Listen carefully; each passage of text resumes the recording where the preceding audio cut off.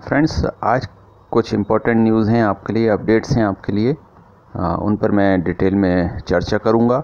और मैं डिटेल में जाऊं उससे पहले चाहूँगा कि जिन्होंने चैनल को सब्सक्राइब नहीं किया है वो सभी चैनल को सब्सक्राइब करें ताकि और बेल आइकन बटन को प्रेस करें ताकि मेरे लेटेस्ट वीडियोस की नोटिफिकेशंस आप तक पहुंच पाएँ।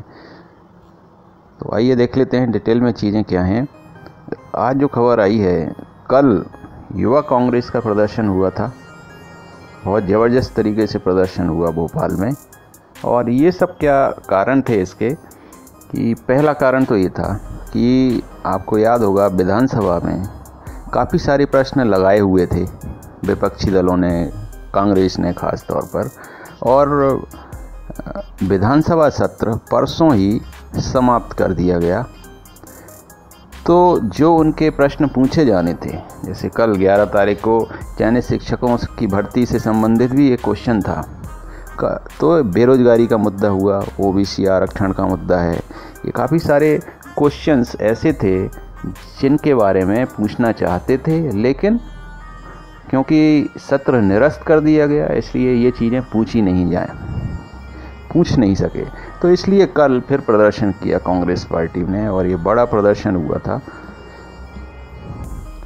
तो क्या है खबर, युवा कांग्रेस का प्रदर्शन, 3000 की भीड़ थी, 2500 पर हुए केस दर्ज।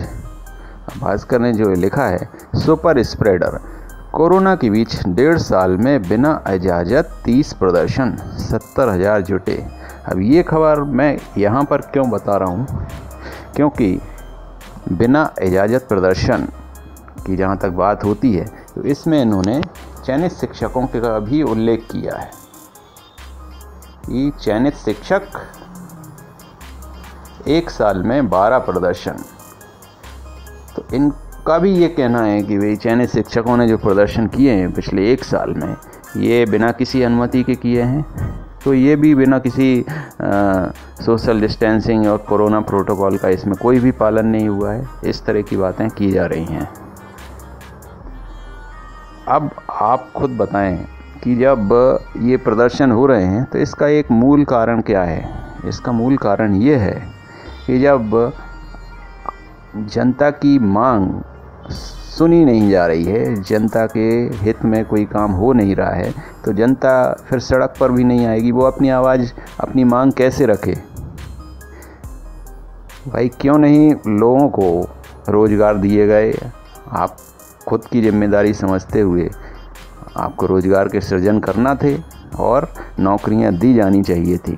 लेकिन अब आप क्या करते हैं कि भर्तियां निकालते हैं इलेक्शंस को देखते हुए, और भर्तियों के नाम पर करीब 8-8, 10-10 लाख लोग अप्लाई करते हैं। उससे काफ़ी फ़ंड कलेक्शन हो जाता है, लेकिन ना तो वो भर्ती कंप्लीट होती है और ना उन नौजवानों को, बेरोज़गारों को रोज़गार मिलता है। तो फिर ये युवा बेरोज़गार क्या करे। अपनी आवाज़ रखने तो वो जाएगा ही, सड़क पर आना ही पड़ेगा। अगर वो परमिशन मांगता है आंदोलन के लिए तो उसे परमिशन भी नहीं मिलती है। तो कुछ ना कुछ तो करेगा ना आदमी।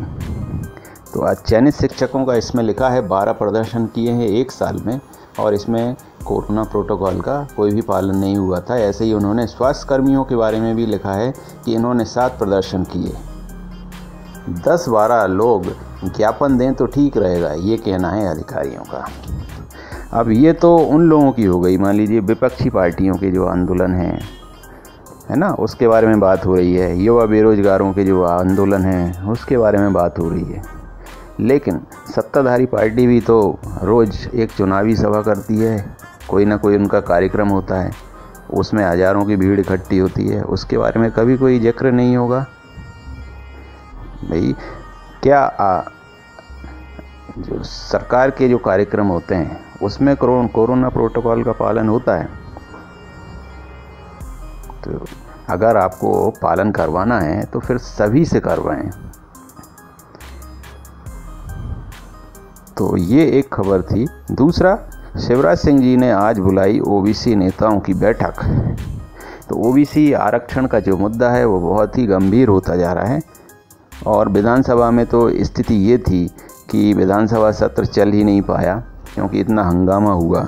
और अब सरकार पर बहुत ज़्यादा दबाव भी बन गया है, क्योंकि ओबीसी महासभा ने बहुत ज़्यादा दबाव बना दिया है। और जो 27% और 14% का जो है चक्कर, उसमें सरकार अब उलझ के रह गई है। इससे उभरने के लिए सरकार अब रणनीति बनाने जा रही है कि क्या इसका सलूशन हो सकता है। तो इसके लिए एक बैठक रखी है ओबीसी आरक्षण को लेकर। इसी वर्ग के नेताओं के साथ मुख्यमंत्री शिवराज सिंह चौहान गुरुवार को बैठक करने जा रहे हैं। इसमें मंत्री मोहन यादव, कमल पटेल, राम खिलावन पटेल, भारत सिंह कुशवाहा समेत अन्य मंत्री और ओबीसी के प्रमुख विधायक शामिल रहेंगे। इस बैठक में तय होगा कि जमीनी या जनता के बीच इस मुद्दे को लेकर भाजपा नेता कैसे जाएं। प्रदेश के महाधिवक्ता और वरिष्ठ वकीलों का पैनल भी बैठक में रहेगा। तो इनसे सलाह ली जाएगी, महाधिवक्ता और वकीलों से, कि इस मुद्दे पर कैसे क्या रणनीति बनाई जाए। अगर ओबीसी आरक्षण केस चल रहा है तो उसका क्या सलूशन निकाला जाए। तो इससे एक चीज़ और भी इस तस्वीर साफ हो रही है कि इससे पहले सरकार ने शायद इस पर कोई रणनीति ही नहीं बनाई कि ओबीसी आरक्षण केस जो चल रहा है उसका निपटारा कैसे हो। अब जब वो सिर पर बहुत ज़्यादा प्रेशर आ गया है, तब इसके लिए बैठक हो रही है। इससे पहले सरकार ने कोई रणनीति नहीं बनाई है इसके बारे में। तो अब जब आज बैठक होगी तो बैठक में क्या निष्कर्ष निकलता है, ये अपडेट्स मिलेंगे। और मैं अपडेट्स जैसे ही मिलेंगे आप तक उसकी लिए एक नया वीडियो लेकर आऊँगा।